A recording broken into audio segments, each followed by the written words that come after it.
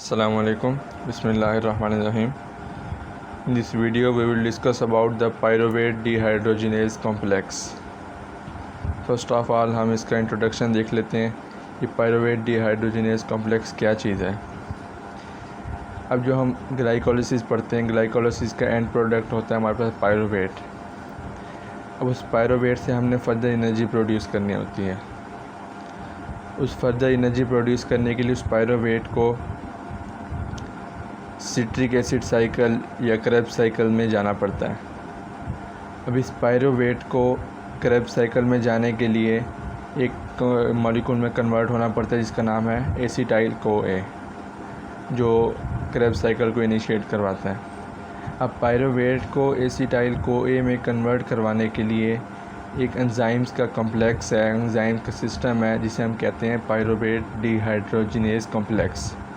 जब तक पायरुवेट जो है इस पायरुवेट डिहाइड्रोजिनेज कॉम्प्लेक्स सिस्टम से नहीं गुजरता, वो एसिटाइल CoA में कन्वर्ट नहीं होता। जब एसिटाइल CoA में कन्वर्ट ही नहीं होगा तो हमारे पास क्रेब्स साइकिल भी नहीं चल सकेगा। तो आइए हम देखते हैं कि पायरुवेट डिहाइड्रोजिनेज कॉम्प्लेक्स क्या है। Pyruvate form in the cytosol, जो साइटोसोल में बना है ग्लाइकोलिसिस के रिजल्ट में, enters the mitochondrial matrix, mitochondrial matrix में चला गया by pyruvate mitochondrial carrier symporters of the inner mitochondrial membrane. Pyruvate जो हमारे पास ग्लाइकोलिसिस के नतीजे में बना था वो माइटोकॉन्ड्रिया में आ गया। अब जो TCA साइकिल जो है या क्रेब्स साइकिल वो माइटोकॉन्ड्रिया में चलना है, लेकिन उसके लिए हमें पहले एसिटाइल CoA का बनाना हमारे लिए बहुत ज़रूरी है। अब जो माइटोकॉन्ड्रिया में पायरुवेट तो आ गया लेकिन अभी किसी काम का नहीं है। इसको काम का बनाने के लिए क्या होगा, माइटोकॉन्ड्रियल मैट्रिक्स में pyruvate is oxidatively decarboxylated to acetyl CoA। Pyruvate की डीकार्बोक्सिलेशन होगी। डीकार्बोक्सिलेशन मतलब पायरुवेट में से कार्बन डाइऑक्साइड रिमूव होगी, तो ये 2 कार्बन कंपाउंड बन जाएगा। पायरुवेट जो है 3 कार्बन कंपाउंड है, ये 3 कार्बन, और एसिटाइल CoA 2 कार्बन कंपाउंड। जब इसकी डीकार्बोक्सिलेशन होगी तो 2 कार्बन कंपाउंड बन जाएगा, और ये काम करने के लिए हमें ज़रूरत पड़ेगी पायरुवेट डिहाइड्रोजिनेज कॉम्प्लेक्स की। अब ये जो हम बार बार पढ़ रहे हैं ये है क्या चीज़, इसमें ये काफ़ी सारे एंजाइम मिल के एक सिस्टम बना रहे हैं। इसमें क्या है, कंसिस्ट ऑफ 3 एंजाइम्स हैं, 5 कोएंजाइम्स जो इन 3 एंजाइम्स के साथ मिलकर वर्क करते हैं, और 2 रेगुलेटरी एंजाइम्स जो इस प्रोसेस को रेगुलेट करेंगे। हम आगे फर्दर देखते हैं। अभी 3 एंजाइम्स हैं, वो कौन से हैं। एंजाइम 1 पायरुवेट डिहाइड्रोजिनेज, ये एंजाइम 1 है पायरुवेट डिहाइड्रोजिनेज। इसके साथ जो कोएंजाइम अटैच्ड होगा वो होगा थायामीन डाइफॉस्फेट या थायामीन पायरोफॉस्फेट TPP, ये इसका कोएंजाइम है। अब दूसरा एंजाइम जो है एंजाइम 2, उसका नाम है डाईहाइड्रोलाइपोइल ट्रांस एसिटाइलेज। अब इसके साथ जो कोएंजाइम यूज़ हो रहे हैं वो है lipoic acid and coenzyme A, ठीक है। अब इसका थर्ड एंजाइम जो है डाईहाइड्रोलाइपोइल डिहाइड्रोजिनेज, ये pyruvate dehydrogenase dihydrolipoyl transacetylase dihydrolipoyl dehydrogenase. अब इसमें जो एंजाइम कोएंजाइम्स के साथ अटैच्ड हैं वो हैं FAD और NAD। ये हमारे पास 3 एंजाइम्स हो गए और इनके साथ 5 कोएंजाइम्स हमने कौन कौन से पढ़े हैं। उसमें सबसे पहले थायामीन डाइफॉस्फेट या थायामीन पायरोफॉस्फेट, लाइपोमाइड या इसे लाइपोइक एसिड भी कहते हैं। उसके बाद कोएंजाइम A, FAD और NAD, ये कोएंजाइम देखो। अब जो रेगुलेटरी एंजाइम्स जो इस प्रोसेस को रेगुलेट कर रहे हैं वो 2 हैं, एक पायरुवेट डिहाइड्रोजिनेज काइनेज और पायरुवेट डिहाइड्रोजिनेज फॉस्फेटेज। अब ये सारा इसका इंट्रोडक्शन हो गया। अब इसको हम फर्दर देखते हैं कि ये इसकी रेगुलेशन कैसे होती है, मैकेनिज़्म कैसे होता है। मैकेनिज़्म के लिए मैं आपको लिप्टन-कॉर्ट के पेज नंबर 110 पे लेके चलता हूँ। इधर सबसे पहले शो हो रहा है, ये हमारे पास है पायरुवेट पायरोवेट है। अब फर्स्ट स्टेप में क्या होगा, फर्स्ट एंजाइम यूज़ होगा। फर्स्ट एंजाइम को हमारे पास है पायरोवेट डी कार्बोक्सिलेज।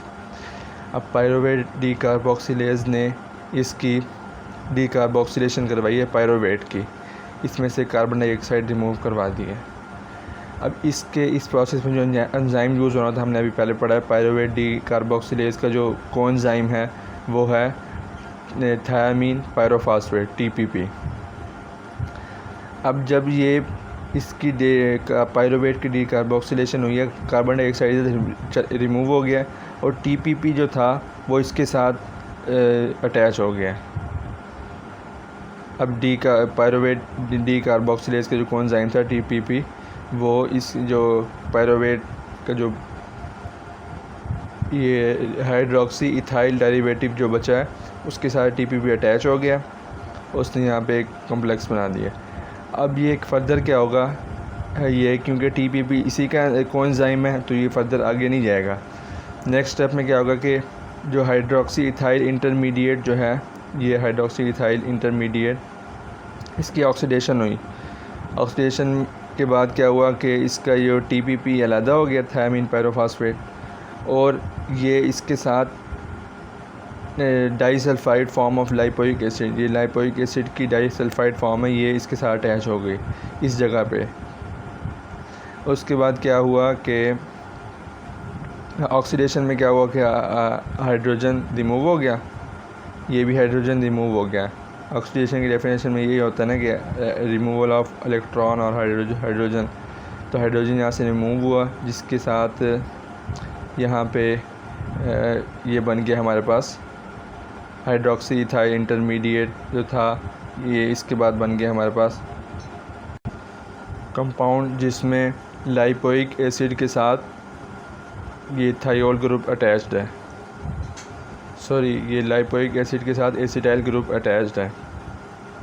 अब जो फर्दर भी प्रोसेस चल रहा है, यहाँ पे एंजाइम E2 यूज़ हो रहा है। E2 कौन सा एंजाइम था हमारे पास, डाईहाइड्रो लाइपोइल ट्रांस एसिटाइलेज, ये E1 और ये E2।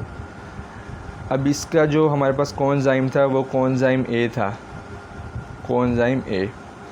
अब जो हमारे पास ये बना है एसिटाइल ग्रुप के साथ लाइपोइक एसिड अटैच हुआ है, तो कोएंजाइम A आया, उसने क्या किया, इस लाइपोइक एसिड को यहाँ से रिमूव करवाया और ये लाइपोइक एसिड यहाँ पे आ गया और एसिटाइल को A यहाँ पे the acetyl group bound as thioester to the side chain of lipoic acid is transfer to co A। मतलब कि ये जो ग्रुप था यहाँ तक थायोल के साथ ये एसिटाइल ग्रुप, ये को A के साथ अटैच हो गया और ये हमारे पास बन गया acetyl co A। Acetyl co जो हमारा रिक्वायर्ड प्रोडक्ट था, पायरोवेट से हमने कन्वर्ट करना था एसिटाइल को है। लेकिन अभी प्रोसेस फर्दर भी चल रहा है क्योंकि पूरा रेगुलेशन चलनी है। अब इसके साथ क्या हुआ, जो लाइपोइक एसिड के साथ इसके साथ जो हाइड्रोजन अटैच हुए हैं, जिसकी वजह से हम इसे सल्फ हाइड्रल फॉर्म कह रहे हैं, लाइपोइक एसिड की सल्फ हाइड्रल फॉर्म। अब ये हाइड्रोजन रिमूव हो जाएंगे, हाइड्रोजन रिमूव होंगे, इसका मतलब ऑक्सीडेशन हुई है। सल्फ हाइड्रल फॉर्म की ऑक्सीडेशन हुई तो लाइपोइक एसिड दोबारा बन गया। अब ये जो प्रोसेस हुआ है, इसमें जो एंजाइम यूज़ हुआ है वो E3 डाईहाइड्रो लाइपोइड डीहाइड्रोजिनेज, मतलब डीहाइड्रोजिनेज, हाइड्रोजन यहाँ से रिमूव करवाया। अब ये लाइपोइक एसिड असल अपनी फॉर्म में वापस आ गया। और जो इसको प्रोसीड किया है वो कोएंजाइम हमने पहले पढ़ा है कि जो थर्ड एंजाइम है डाईहाइड्रो लाइपोइड डीहाइड्रोजिनेज, उसके दो कोएंजाइम हैं, एक FAD और एक NAD। FAD ने दो हाइड्रोजन इसके ले ली और FADH में कन्वर्ट हो गया। और फर्दर ये हुआ कि FADH2 यहाँ पे रिड्यूस हुआ था, दो हाइड्रोजन ले ली था, फिर इसकी ऑक्सीडेशन होगी तो मतलब दो हाइड्रोजन यहाँ से रिमूव होके और इसकी NAD की रिडक्शन हो जाएगी, NADH2 बन गया और FAD खाली बच गया। अब ये रिएक्शन भी डाईहाइड्रो लाइपोइड डीहाइड्रोजिनेज की प्रेजेंस में हुआ। ये हमारे पास हो गया मैकेनिज़्म कि जिसके थ्रू पायरोवेट को हमने एसिटाइल को A में कन्वर्ट किया। अब हम फर्दर चलेंगे कि इसकी रेगुलेशन, इस मैकेनिज़्म की रेगुलेशन कैसे होती है। अब इसकी रेगुलेशन के लिए, regulation of pyruvate dehydrogenase complex, इसके दो मेथड्स हैं। प्राइमरी मेथड जो है वो कोवलेंट रेगुलेशन और सेकेंडरी मेथड जो है फीडबैक इनहिबिशन। इसके लिए मैं आपको पहले कंसेप्ट दूं, उसके बाद फिर मैं आपके साथ डिस्कस करता हूं। अब इसकी रेगुलेशन का क्या मतलब है? रेगुलेशन का मतलब है कि इसको या तो इसको स्टार्ट करना है, इंक्रीज़ करना है या डिक्रीज़ करना है, स्टार्ट करना है या इनहिबिट करना है। अब स्टार्ट हम क्यों करेंगे? हमारे पास जो स्टार्ट हम इसलिए करेंगे कि हम TCA साइकिल हमने चलाना है। अब TCA साइकिल किस लिए चलता है? TCA साइकिल इसलिए चलता है कि जब बॉडी में एनर्जी की ज़रूरत होती है, एनर्जी की नीड ज़्यादा हो जाती है, जो लो एनर्जी प्रोडक्ट्स बॉडी में इंक्रीज़ हो जाते हैं, जिसकी वजह से क्या होता है कि पायरोवेट ज़्यादा बनता है और भी इस तरह की जो चीज़ें ध्यान में रख लें। ADP ज़्यादा बनता है तो ADP का अमाउंट ज़्यादा हो जाती है, तो उसकी वजह से क्या होगा कि ये पायरोवेट डिहाइड्रोजिनेज कॉम्प्लेक्स स्टिमुलेट होगा, मतलब ये प्रोसेस रन करना शुरू करेगा। इस प्रोसेस के रन करने से हमें क्या फ़ायदा होगा? इस प्रोसेस के रन करने से फ़ायदा ये होगा कि हमारे पास एसिटाइल CoA बनेगा। एसिटाइल CoA से हमारे पास आगे TCA साइकिल चलेगा। जब TCA साइकिल चलेगा तो हमारे पास एनर्जी आएगी। और इसी के ऑपोजिट, जब बॉडी में एनर्जी की ज़रूरत कम होती है, मतलब कि एनर्जी की प्रोडक्ट्स जो हैं लाइक ATP, NADH, इनकी अमाउंट्स ज़्यादा हो जाती है, तो उस वक्त हमें क्या करना पड़ेगा? उस वक्त ये होगा कि हमें एनर्जी की ज़रूरत नहीं है, तो हमें TCA साइकिल भी चलाने की ज़रूरत नहीं है। तो फिर हम कोई ऐसा मैकेनिज़्म लाएंगे जिसके थ्रू हम इस PDHC को, पायरोवेट डिहाइड्रोजिनेज कॉम्प्लेक्स को स्टॉप करवा दें। जब इसको स्टॉप करवाएंगे तो एसिटाइल CoA नहीं बनेगा, एसिटाइल CoA नहीं बनेगा तो TCA साइकिल नहीं बनेगा। अब आते हैं अपने पॉइंट पे। अब दो एंजाइम्स हमने पढ़े थे, एक या पहले हम डिस्कस कर रहे हैं कोवलेंट रेगुलेशन। हमने दो एंजाइम्स पढ़े हैं, एक है हमारे पास PDH काइनेज, इसको पहले डिस्कस कर लेते हैं। ये हमारे पास PDH काइनेज एंजाइम है। अब इसने क्या किया, जब हमारे पास बॉडी में एनर्जी प्रोडक्ट्स ज़्यादा हो गए, एनर्जी प्रोडक्ट्स में आ जाता है ATP आ गया और एसिटाइल CoA या NADH, ये एक प्रोडक्ट्स हमारे पास जब बॉडी में इनकी कंसंट्रेशन ज़्यादा हो गई, तो इन्होंने क्या करना है? PDH काइनेज को एक्टिव करवा देना है। PDH काइनेज को मैं इधर सिंबल ये डाल देता हूँ, ये एक्टिव हो रहा है, PDH काइनेज को स्टिमुलेट कर रहे हैं।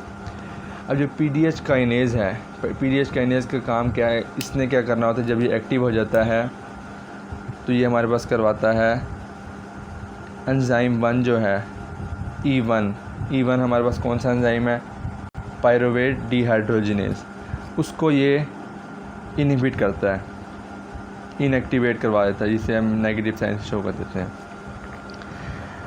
ये E1 जो है हमने अभी पहले देख लिया कि ये पहला एंजाइम है जो हमारे पास पायरोवेट डिहाइड्रोजिनेज कॉम्प्लेक्स को रन कर रहा है। अब जब PDH काइनेज ने E1 को इनहिबिट कर दिया है, इनएक्टिव कर दिया है, तो क्या हमारे पास रिज़ल्ट क्या होगा? रिज़ल्ट ये होगा कि पायरोवेट डिहाइड्रोजिनेज कॉम्प्लेक्स की जो एक्टिविटी है ये हमारे पास डिक्रीज़ कर जाएगी, मतलब ये हमारे पास स्टॉप हो जाएगा, क्योंकि हमारे पास बॉडी में एनर्जी प्रोडक्ट्स काफ़ी ज़्यादा प्रेजेंट हैं, हमें एनर्जी की ज़रूरत नहीं है। तो हमने क्या किया, ये इन प्रोडक्ट्स ने PDH काइनेज को एक्टिव करवाया, स्टिमुलेट किया, तो उसने क्या किया, E1 को इनएक्टिव करवा दिया। E1 इनएक्टिव हुआ तो PDHC एक्टिविटी कम हो गई। अब इसके बाद एक और चीज़, अब इसी को भी यही दोबारा हम इसको पहले डिस्कस कर रहे हैं, तो इसको कंप्लीट कर लेते हैं। PDH काइनेज, ठीक है।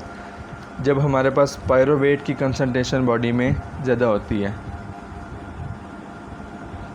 पायरोवेट का मतलब है ग्लाइकोलिसिस ज़्यादा हो रहा है, ग्लाइकोलिसिस ज़्यादा हो रहा है, तो हमारे ग्लाइकोलिसिस तक क्यों होता है ज़्यादा? जब हमें एनर्जी की ज़रूरत होती है, ग्लाइकोलिसिस ज़्यादा हो रहा है, पायरोवेट ज़्यादा बन रहा है, जो पायरोवेट जो बनता है, पायरोवेट ने क्या करना है, इसको इनहिबिट करना है। ये यहाँ पे इसको इनहिबिट करवा रहा है पायरोवेट। मैं ये रेड कलर से शो कर देता हूँ इनहिबिशन वाले साइन।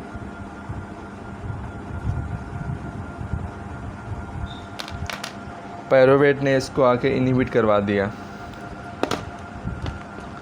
पीडीएच काइनेज को।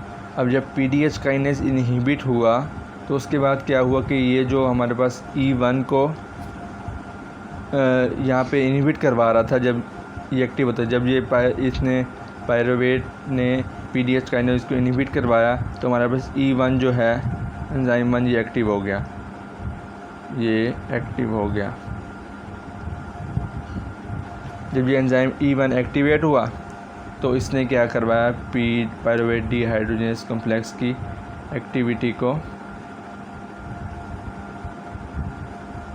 इंक्रीज़ करवा दिया। ये हमारे पास इंक्रीज़ हो गई। ये हमारे पास पायरोवेट की प्रेजेंट में पायरोवेट डिहाइड्रोजनेस कॉम्प्लेक्स इनएक्टिव हुआ और इसकी वजह से क्या हुआ कि E1 एक्टिव होकर अपना काम शुरू करने लग गया, जिसकी वजह से हमारे पास एसिटाइल कोए बना और फर्दर किसी साइकिल चला। अब थर्ड पॉइंट जो है वो ये है कि कैल्शियम का रोल कहाँ पे आता है। जो second enzyme second regulatory enzyme है पीडीएच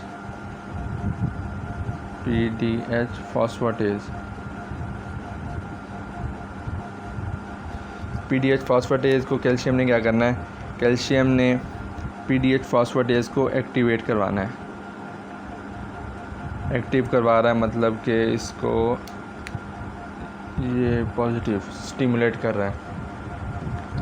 अच्छा, कैल्शियम ने पीडीएच फॉस्फेटेज को एक्टिव करा। अब पीडीएच फॉस्फेटेज का फंक्शन क्या है, इसने क्या करना है, एंजाइम E1 है, ये जो E1, मज़े की बात इसमें ये है कि हमने सारे रेगुलेशन में सिर्फ E1 को ही डिस्कस करना है।